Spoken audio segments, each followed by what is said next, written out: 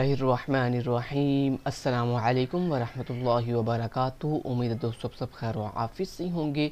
Web designing के अंदर HTML5 का लेक्चर नंबर 24 है, जिसके अंदर हम बेस टैग और डायलॉग टैग को अच्छे से सीखेंगे। दोस्तों आपके पास एक इमेज है या मल्टीपल इमेजेस हैं जो आप अपनी वेबसाइट पे लगाना चाहते हो, तो आप कैसे लगाओगे? आप सिंपली IMG टैग लगाओगे और उसके अंदर SRC सोर्स के अंदर आप अपनी इमेज का लोकेशन बता दोगे, अपनी इमेज का पाथ बताओगे। अब मेरी जितनी भी इमेजेस हैं वो सारी की सारी उसी सेम लोकेशन पर हैं जिस लोकेशन पर मेरा ये HTML का कोड पड़ा हुआ है। तो ऐसी सिचुएशन में हम क्या करते हैं, जस्ट इमेज का नाम बताते हैं, आगे उसकी एक्सटेंशन बताते हैं, और फिर अगर आपने अपनी इमेज की विड्थ और हाइट सेट करनी है तो हम उसकी विड्थ और हाइट सेट कर सकते हैं। मान लें 200 पिक्सल एंड मैंने उसका कहा कि जो मेरी हाइट है यानी पिक्चर की हाइट है वो भी पिक्सल सेट कर दो। अब मैंने मल्टीपल इमेजेस लगानी है, तो मान लो मैंने यहाँ पे एक इमेज और इसके बाद डुप्लीकेट कर दी बाकी इमेजेस, ठीक है। अब यहाँ मैं नाम चेंज कर देता हूँ 2.jpg and 3.jpg and 4.jpg and 5.jpg। Video को ज़रा अच्छे से देखिएगा ताकि आपको बेस टैग और डायलॉग टैग की अच्छे से समझ आ जाए। अब दोस्तों कुछ इस तरह से मेरी 5 इमेजेस लग गई हैं। अगर मैं इसको राइट क्लिक करके कॉपी फाइल पाथ करता हूँ और यहाँ पे आके आपको दिखाता हूँ कि ये कैसे का नज़र आता है, तो यहाँ पे देखिए मैं पेस्ट करता हूँ इस लिंक को और देन एंटर हिट करता हूँ। तो ये मेरी 5 इमेजेस लग चुकी हैं, 1 2 3 4 एंड 5।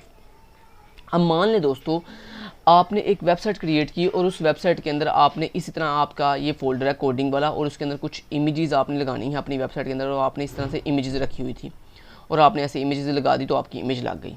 अब क्या हुआ, आपने सोचा यार क्यों ना ये मैं गंद ख़त्म कर दूं, यानी ये जो रश पड़ा हुआ है ये ख़त्म कर दूं, क्या यानी ये नीट एंड क्लीन कर दूं अपनी वेबसाइट की कोडिंग को, यानी कोडिंग वाली फाइल एक साइड पे और जो इमेजेस या फाइल्स हैं उनको अलग फोल्डर में बना दूं। तो आपने किया, आपने एक न्यू फोल्डर क्रिएट किया और उस फोल्डर का आपने नाम रख दिया इमेजेस, ताकि आपकी सारी इमेजेस इस फोल्डर में आ जाए। तो देन आपने क्या किया, इन तमाम इमेजेस को यहाँ से कट किया और अपने इस इमेजेस वाले फोल्डर में पेस्ट कर दिया। इससे क्या होगा, इससे आपकी खूबसूरती में इजाफा होगा, यानी आपका नीट एंड क्लीन हो गया कि आपका ठीक है ये कोडिंग वाली फाइल है और ये इमेजेस वाला फोल्डर है जिसमें इमेजेस पड़ी हुई हैं।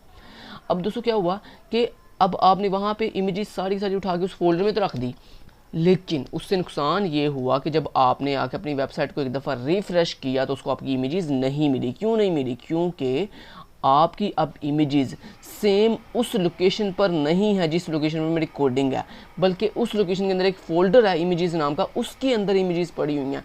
सो ऐसी सिचुएशन में अब आपको क्या करना पड़ेगा, आपको तमाम इमेजेस के पाथ चेंज करने पड़ेंगे। यानी पहली इमेज के शुरू पर इमेज के सोर्स में लिखना पड़ेगा कि इस लोकेशन के अंदर एक इमेजेस नाम का फोल्डर है स्लैश उसके अंदर एक इमेज है 1.jpg। इसी तरह आपको यही सेम लोकेशन इमेजेस स्लैश बाकी सब इमेजेस के साथ भी लगानी पड़ेगी।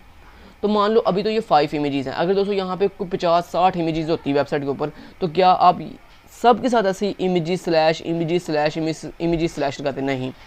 तो ये कोई अच्छा काम नहीं है, अच्छा वे नहीं है कि अगर ज़रा सी आपने कोडिंग में मतलब कि ज़रा सा फोल्डर स्ट्रक्चर चेंज किया तो आपको सारी जगह पे जाके जो है ना ये चेंज करना पड़ेगा पाथ, ठीक है। तो इसका आसान तरीका होता है दोस्तों बेस टैग। अब बेस टैग में आपको ऐसा नहीं करना पड़ता। बेस टैग जो है ये हेड पोर्शन में लगता है। कहाँ पे लगता है? आपकी HTML का जो हेड पोर्शन होता है जहाँ पे आप टाइटल लगाते हो, इस जगह पे आपका बेस टैग लगता है। और बेस टैग पूरे HTML की फाइल के अंदर सिर्फ एक ही होता है, एक से ज़्यादा आप बेस टैग नहीं लगा सकते। अब यहाँ पे हमने लगाया एक बेस टैग और उस बेस टैग के अंदर एक एट्रीब्यूट होता है href के नाम से। अब उस href के अंदर ये जो यहाँ पे आपने वो बता रहे थे ना अपनी लोकेशन के इमेजेस स्लैश, अब ये इमेजेस स्लैश जो है ये हर जगह पे आएगा, यहाँ पे भी आएगा, यहाँ पे भी आएगा, यहाँ पे भी, यहाँ पे भी।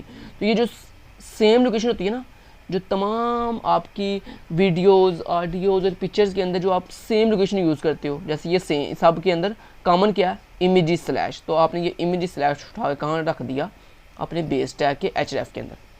अब क्या होगा दोस्तों, अब बेसिकली आपकी इमेजेस जब ये उठाएगा वेब ब्राउज़र तो चेक करेगा क्या आपकी इमेजेस को मिलेंगी? नहीं। ये कहेगा यार यहाँ तो इमेजेस पड़ी नहीं हुई। तो फिर ये क्या करेगा, फिर ये आपका बेस टैग चेक करेगा कि आपके बेस टैग के अंदर क्या लोकेशन दी गई है।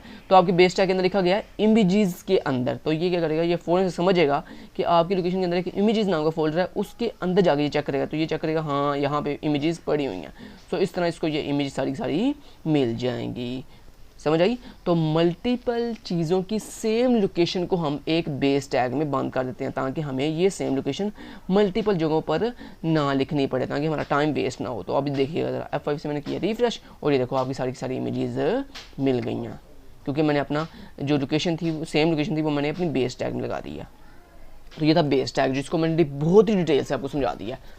अब नेक्स्ट सीखते हैं जनाब, क्या बोला, डायलॉग बॉक्स। चलें इसको मैं हटा देता हूँ, अब ये सारी चीज़ें हटा देता हूँ। ओके, अब हम सीखने लगे हैं डायलॉग। डायलॉग क्या होता है दोस्तों, आपने अक्सर देखा होगा, आप किसी वेबसाइट पे जाते हैं ना, फेमस वेबसाइट पे, तो उस पर क्या होता है, थोड़ी देर बाद यानी 5 सेकंड बाद या 10 सेकंड बाद ना एक पॉपअप बॉक्स या एक डायलॉग आपके सामने आता है जिसके ऊपर लिखा होता है please fill out this form and for latest news या फॉर लेटेस्ट नोटिफिकेशन। तो जैसे आप उसके ऊपर क्रॉस करते हो तो वो डायलॉग बॉक्स खुद ब खुद यानी हाइड हो जाता है। ठीक है, तो वो वाला डायलॉग बॉक्स हम कैसे बना सकते हैं, तो उसके लिए दोस्तों हमारे पास एक टैग होता है डायलॉग के नाम से।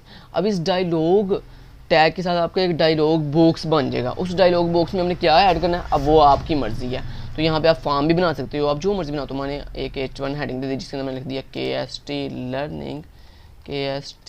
लर्निंग यूट्यूब चैनल, और उसके बाद यहाँ पे मैंने एक पैराग्राफ ऐड कर दिया, please like share and subscribe.